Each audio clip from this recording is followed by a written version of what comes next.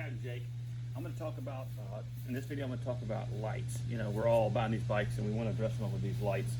And you don't know what you need really, you know, and you're looking at the big light bars and small light bars and the ones that are integrated and the ones that are mounted, and you're trying to figure out what you want to do. So I'm going to tell you what I did, and you can see what you like. And maybe I'm going to do the small, bar versus a big bar at night. My wife's holding the baby. Can you excuse us with the crying? So the little bar in the front right here, this integrates with your bright switch. Honda sidebyside.com sells a great little kit. Integrates with your light switch. There's a link in the description to that. The light bar comes with the little integration kit. It takes no time to wire that up. And then whenever you turn your brights on, this thing comes on. That's all you really need. You're going to see that in the demonstration I do at night on the Levee Road. This is the little light bar. I went ahead and put a huge light bar. I just had it in my garage anyways, and it blocks the wind from scooping over this windshield and under this ranch armor top and hit me in the face. And when those cold 40-degree mornings, that wind hitting you in the face is destructive because it's just it's the worst ever. So that light bar up top, I'm going to demo that versus this light bar versus just the stock headlights. I mean, this is all you need. It's great. Also, I put in these side lights as well as some reverse cube lights, which also Honda side-by-side sells a great little kit that they integrate into your reverse gear. So when you go drop it in reverse, there's a little plug that you can access very easily. There's a really easy how-to video on YouTube where you just plug this harness in, you crimp your wires, and you run your wires up here, and these lights come on when you put it in reverse. It takes an hour and a half maybe to get that all the way installed. That's a great kit. I put some interior lights in as well underneath here. And then of course these little switch panels are available on eBay, Amazon, and it just depends on your preference, what you want to do, how you want to lay yours out. Cup holders, no cup holders, or whatever. But the main thing that I'm trying to demonstrate to the people right now is the light bars and all your different options you have. Check out my new shoes, baby. 30s. Grab a hold of it now. Grab a hold of that like button if you like this video. I'm going to the night video demonstrating the light bars now. That's the bike at night. Using my cell phone to film this if it looks a little different. The light down here, that comes on with the bright switch. Here's the light bar up top. That's pretty good, you know. Let's see just one versus the other, okay? So with just the top bar, that's what it looks like. That's without this little mini bar. Okay, let's just do the mini bar versus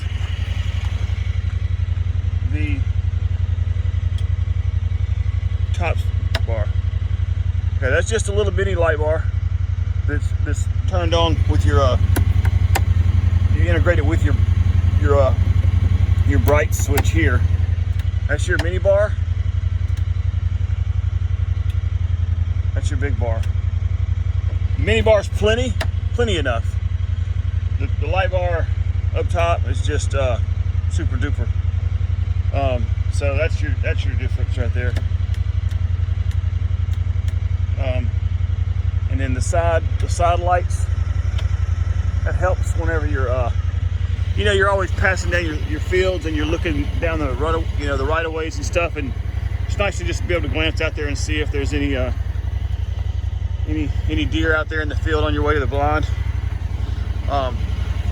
Okay, so turning those off, turning those off. Interior lights. So there's a link to these in the description as well, and I just put them up underneath this ranch armor top. Now that's plenty of light in here. That's all I need in the front and back of this buggy. So here's that doe we killed yesterday evening. This little thing comes in handy for not having to lift those deer all the way into your bed and get your bed bloody.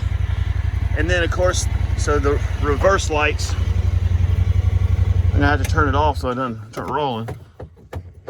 Turn the key back on. So there's your reverse lights. They come on when you put it in reverse, and they come on. So that's really handy. Reverse lights. That's all the lights. I think I'm done with the lights on the bike. That's all I need. And these, you can keep them, these kind of loose so you can reach back there and twist them. I got it too tight right now, so what I'm gonna do, I'm gonna loosen it up a little bit so I can reach back out here and aim it where I want it. Same with this. I think I got it pointed a little bit too much to the ground, so I'm gonna bring it up a little bit, but that boils it down for you. If you're trying to figure out which size light bar you need, this one is gonna be plenty. You know, the lights on the bike are really pretty decent. So let's do just the bike lights and no light bar.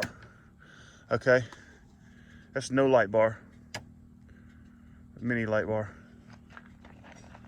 Bigfoot lights. There you go. And then this is everything on the bike lit up. Okay, it's like daytime out here. Daytime, it's nice.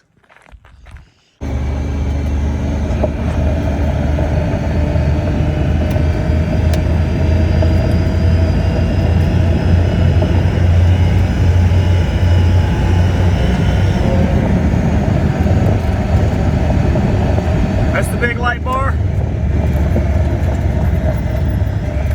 That's the regular lights.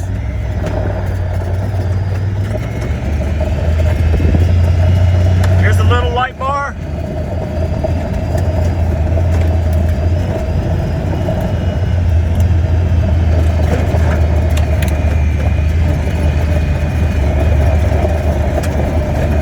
Hope this gives you an idea what you're gonna do. Maybe to help you out. Get a hold of that like button down there, hand.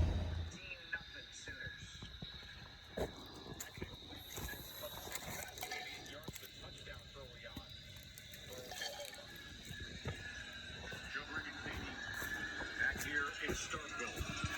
14-3 tie. Starting from inside the 10-yard line. Young from his own end zone. And he's going to have to do that just to escape. One thing I want to hit on, if you start running a lot of lights and radios over a long period of time, you might consider just throwing a big 12-volt deep cycle battery under here and paralleling it straight to your house battery up there up top. Because what you're going to do is over the course of your ride, your alternator's not charging it up fast enough. And if you see, I've got a charger just wired straight in. So when I get home, I just drop that in, and I've got a little trickle charger that I'll drop a link to as well. And you just plug it into the house. That way you're always topping everything off with a trickle charger. The trickle charger is not going to overcharge it. But if you just try to run all these lights off of just your little tiny Honda battery, you're going to be in trouble, because it's going to pull your battery down. You're not going to have the amps to work your clutch properly. You're going to end up damaging your unit or not being able to start on the trail. Worst ever. So if you're going to run all these heavy duty lights, radios and all this stuff, think about paralleling a deep cycle battery to your 12-volt. You don't have to do anything besides just running the red to the red and the black wire to the black wire with some heavy duty wire. You know, you can get into all kinds of different complicated setups, and these guys online are like going crazy with all this different stuff. Truth of the matter is, red to red, black to black, heavy duty wire, and you got 12 volts and more cranking amps and more amp hours of battery. So you don't have to overcomplicate it by adding all these different relays and everything else. I literally got my red to my red house battery, my black to my black house battery, and that's just gonna parallel them together. Now, if you hook the black to the red and the red to the black, that's gonna give you 24 volts. That's called hooking them up in series. So you don't wanna do that. But if you just go straight from red to red and black to black, that's parallel. You can't go wrong, and you'll have plenty of amps. You probably got an extra battery laying in your garage. Problem is, you know, finding a heavy duty enough cable to carry that amperage. Think about how much the thickness of a jumper cable is. That's the kind of thickness you're gonna want. At least something like 8 gauge. All right.